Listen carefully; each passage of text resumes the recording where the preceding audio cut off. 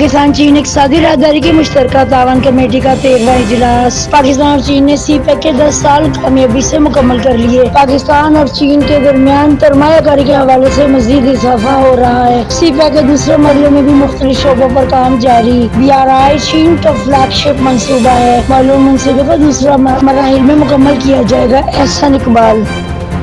ملک میں معاشی استحکام کے لیے حکومت کی کامیاب کاوشیں، ملکی اور غیر ملکی سرمایہ کاروں کی پاکستان میں سرمایہ کاری کے لیے دلچسپی۔ اسٹاک مارکیٹ میں تیزی کا رجحان جاری۔ پاکستان اسٹاک مارکیٹ تاریخ کی نئی بلند ترین سطح پر پہنچ گئی۔ 100 انڈیکس میں 256 پوائنٹس کا اضافہ 76,000 کی حد عبور کر گیا۔ وزیراعظم کی چینی فارم کو پاکستانی کانٹے کے شعبے میں سرمایہ کاری کی دعوت۔ چینی فارم کا پاکستان میں کانٹے اور معدنیات کے شعبے میں سرمایہ کاری میں گہری دلچسپی کا اظہار۔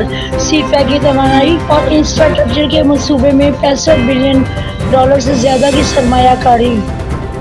سینٹ کی 8 رکنی ہاؤس کمیٹی کے بنانے کی تحریک منظور کر لی۔ 2018 سے 2022 تک سیاسی مخالفین کو انتقامی کارروائیوں کا نشانہ بنایا گیا۔ CDA نے تجاوزات کے خلاف آپریشن قانون کے مطابق کیا۔ 4 سال تک مسلسل نوٹس دیے گئے۔ وزیر قانون اعظم نذیر کا سینٹ میں اظہار خیال۔ وزیر اعلیٰ پنجاب مریم نواز نے پاکستان کے سب سے بڑے ملتان روڈ انٹرچینج کا افتتاح کر دیا۔ رنگ روڈ صدر لوکسی کا باقاعدہ آغاز۔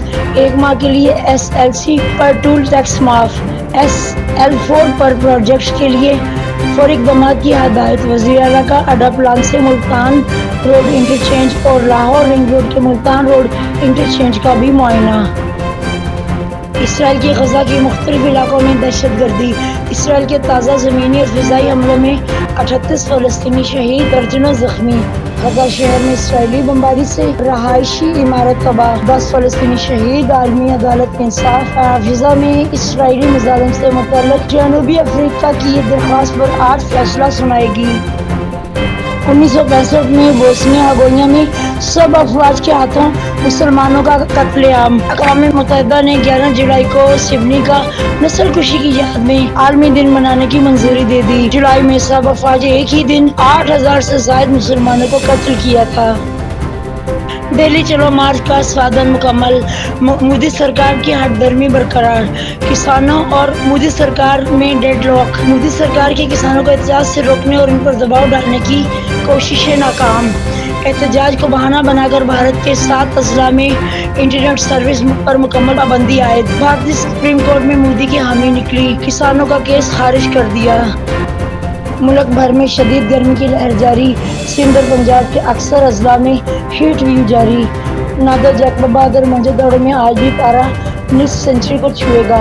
روڑی، خیرپور، 49 سبی، لاڑکانہ، سکھر اور رحیم یار خان میں پارہ 48 ڈگری سینٹی گریڈ تک ہو جائے گا۔ ملتان روڈ، ڈیرہ غازی خان، فیصل آباد، سرگودا کے عوام کو بھی مزید شدید گرم موسم کا سامنا کرنا ہوگا۔